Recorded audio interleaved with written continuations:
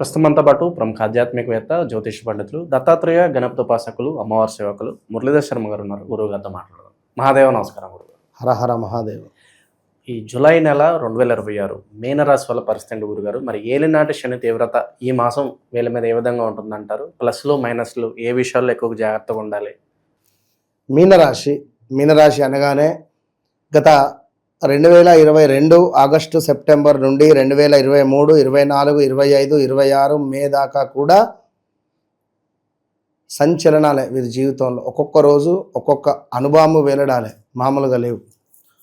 ఒక్కొక్క రోజు ఈరోజు తెల్లారిందా, ఈరోజు రాత్రి అయిందా, ఈరోజు ఎట్లా గడవాలి, ఈరోజు ఏమిటి అనేటువంటి విషయం మీద మాత్రమే వీరి జీవితం పాపం ముందుకు వెళ్ళినటువంటి దాఖలాలు, ఎన్నో అవమానాలు, ఎన్నో మోసపూరితమైనటువంటి సంఘటనలు. ఇందులో కొందరికి 2022 ఆగస్టు నుంచి 25 జనవరి ఫిబ్రవరి దాకా ఒక తీరుగా ఉంటే బాగుంటే, కొందరికి ఈ జనవరి 2025 మార్చ్ ఏప్రిల్ మే నుండి కొంత అవకతవకలు కానీ కొంత ఇబ్బంది కలిగించే సందర్భం. ఇక్కడ వీళ్ళ అదృష్టం ఏంటి అంటే, మీనరాశి వారికి శుక్రుని దశ వస్తుంది.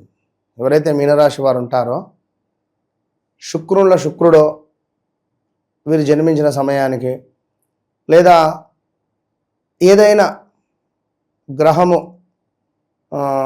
మనకు కేతువు దశ నడిచిన మంచి ఒక 1-2 ఇయర్స్ డబ్బు కొత్త ప్రదేశాలు తిరగడం. అసలు విమానం అంటే మన ఏరోప్లేన్ అంటే ఎక్కనోళ్ళు ఏరోప్లేన్ ఎక్కడం, వీసా రిలేటెడ్ పనులు చేసుకోవడం, బయటికి వెళ్ళడం బిజినెస్ క్లాస్లో. సో అదేవిధంగా కొందరు ఈ పాస్పోర్ట్ రిలేటెడ్ ఇబ్బందులు కూడా ఫేస్ చేశారు. డేట్ ఆఫ్ బర్త్ లైక్ అటు ఇటు ఉండడము, అది అయ్యి ఫెయిల్ అవ్వడము ఉన్నవాళ్ళు ఉన్నారు. ఏరోప్లేన్లో వెళ్ళడం, లైక్ టూర్సు, ట్రిప్పులు, అసలు అన్ఎక్స్పెక్టెడ్గా వెళ్ళినటువంటి వారు ఎంతమంది ఉన్నారో కామెంట్ చేయండి నాకు, ఇది సత్యం. సో అదేవిధంగా ఒక ఇల్లు కొనాలని కానీ, కారు కొనాలని కానీ, లేదా ఏదైనా కావచ్చును, పని చేయాలి, ఇది అంటే ఒక ఈగో, ఏమున్నదిరా ఏదో ఒకటి చేయాలి, ఏదో ఒకటి సాధించాలని కానీ ఉండేవాళ్ళు కొందరైతే, మరికొందరు అనారోగ్యంతో బాధపడ్డవారు, మరికొందరు స్టమక్ రిలేటెడ్, బ్రెయిన్ రిలేటెడ్, కాళ్ళకు సంబంధించి విరగడము, కాల్లో చేతిలో ఇలాంటి సంఘటనలు. అదేవిధంగా ఎవరైతే మీనరాశి వారు ఉన్నారో, ఉద్యోగంలో అయితే అసలు గింత విలువ లేకుండా ఉంది వీరి పరిస్థితి. అసలు ఉద్యోగము నోటీస్ పీరియడ్లో ఉండడము, వీరే ఇక నాతో అవ్వట్లేదు అని చెప్పి మానేయడం కానీ, మ్యారిటికల్ లైఫ్లో వివాహం జరిగి 2020-21లో వివాహం జరిగి 22లో ఎవరిది వివాహం జరిగిందో కామెంట్ చేయండి. ఈ టైంలో ఖచ్చితంగా జరుగుతుంది. వివాహం జరిగి సంతోషంగా ఉన్న వాళ్ళు కొందరైతే, వివాహం జరిగి విడాకులైన వాళ్ళు కూడా ఉన్నారు. ఎన్నో అవకతవకలు, ఎన్నో ఇబ్బందులు, ప్లేసెస్ చేంజ్, ప్రదేశ మార్పులు, స్థాన చలనాలు, విదేశాల నుండి స్వదేశాలకు, స్వదేశాల నుంచి విదేశాలకు వెళ్ళిన వారు చాలామంది, ఎంతోమంది అయితే ఇబ్బందులు అయితే ఫేస్ చేశారు. ఇంకా వ్యక్తిత్వ వికాసానికి సంబంధించినటువంటిది కావచ్చును, కర్మ ఫలితాలు ప్రత్యక్షంగా అనుభవించే అటువంటి సమయం. సినీ ఫీల్డ్లో ఉన్నవారైతే ఒక రకంగా ఇబ్బందులు ఫేస్ చేశారు ఒక రేంజ్లో. సో ఇప్పుడు మీనరాశి వారికి జీవితంలో ఒక పెద్ద కీలక మార్పు మాత్రం ఉండబోతుంది 2026 జూలైలో. ఒక పెద్ద కీలక మార్పు ఉండబోతున్నది. పెద్ద కీలక మార్పుకు శ్రీకారం అని చెప్పి అనుకోవచ్చు. అది ఏమిటి అనేది మీకు నాకే తెలుసు. సో అది నాకు ఫోన్ చేస్తే నేను మీకు చెప్తా. జూలై నెల. ఇక అదేవిధంగా సంతానం, విద్య, ప్రేమ వ్యవహారాలలో అనుకూలత ఉన్నది.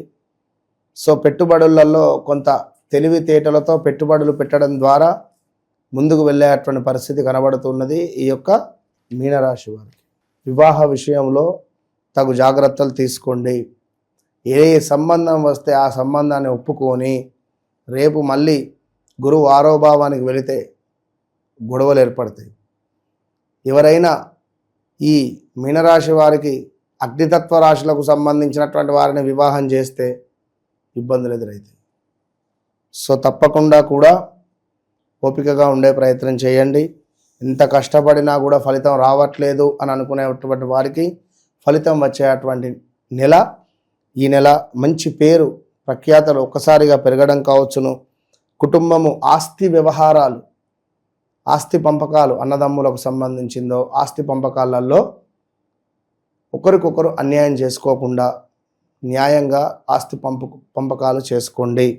ఇదే జీవితం కాదు. ఏ రాత్రి ఎవడు ఎక్కడ చచ్చిపోయేది తెలియదు. హార్ట్ అటాక్ వచ్చి ఈ జానెడు భూమి కోసం కొట్లాడుకునేటువంటి కేసులు నా దగ్గర ఎన్నో ఉన్నాయి. It's not correct. ఎప్పుడో 2019, 20, 21లో పరిచయమైన వాళ్ళు 22, 23లో దూరం అయితే ఇప్పుడు మళ్ళీ వారు ఏదో రాత్రి మెసేజ్ చేయడమో ఫోన్ చేయడమో ఉంటుంది.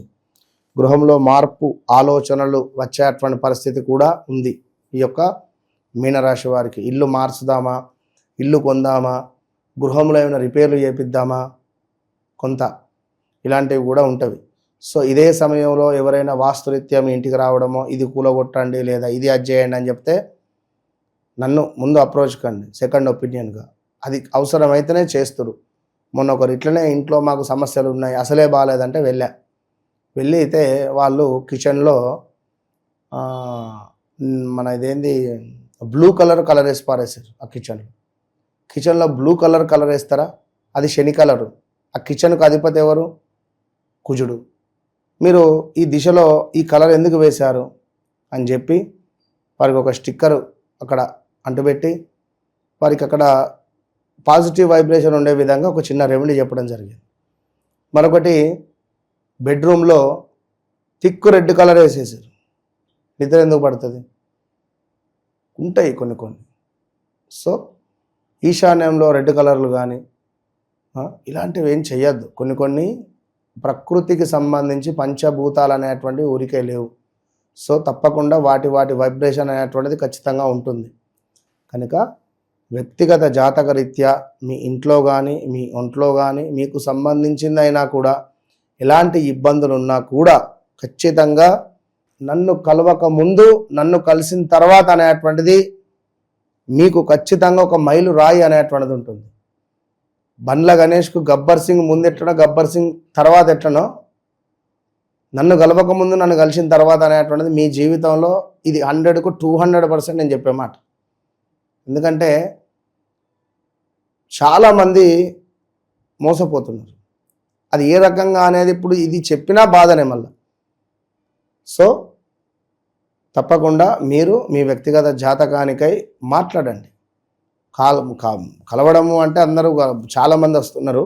జస్ట్ మాట్లాడండి. మీరు నాతో మాట్లాడినా కూడా మీకు మంచి రిజల్ట్ అయితే ఉంటుంది. అంతే. మీనరాశి వాళ్ళ గురించి ఈ నెల వీళ్ళకి ఎలా ఉండబోతుందో మంచి విశ్లేషణ అందించారు గురుగారు. ధన్యవాదాలు. అదే.